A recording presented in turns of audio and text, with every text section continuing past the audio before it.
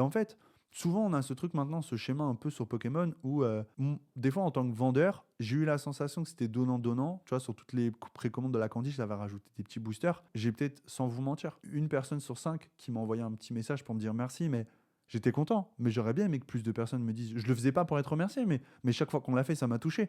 Donc, que je le veuille ou non, j'ai ce petit truc de me dire, ah, j'aime bien quand les gens ils viennent me voir et ils me disent un petit merci David, ça me fait chaud au cœur et ça me conforte dans l'idée que je suis dans le bon chemin.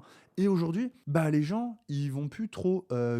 Et je suis pas vendeur Pokémon, tu vois, donc voilà. Mais ils vont plus trop soutenir leur vendeur Pokémon un peu favori. Tu vois, au moindre faux pas, ils vont le dézinguer. Ils vont lui dire, ouais, machin et tout, t'as mis plus cher et tout. Et ils vont pas vraiment chercher à comprendre. Et dans ce cas-là, juste, bah, passe ton chemin. Dis ce que lui, il fait, ça me correspond pas, donc je passe mon chemin, plutôt que de dire, non, mais machin. Enfin, en fait, c'est un peu triste parce que, comme je vous ai dit tout à l'heure, concernant le harcèlement. Moi, je le vois passer, les stories sur moi, les photos montages, etc. Mais voilà, j'ai trop d'années d'expérience sur ça. Quand tu as fait des millions de vues sur Clash Royale, que tu t'es fait insulter 8 fois par jour, les deux trois neuneux qui font ça parce qu'ils sont en manque de lumière et de reconnaissance, ça va. Par contre, prenez en considération que vous avez des mecs qui se lancent, ils ont quitté leur job à l'usine, ils sont en galère, ils se sont dit, vas-y, je vais monter mon business, c'est la première fois, je tente ma chance, j'essaie.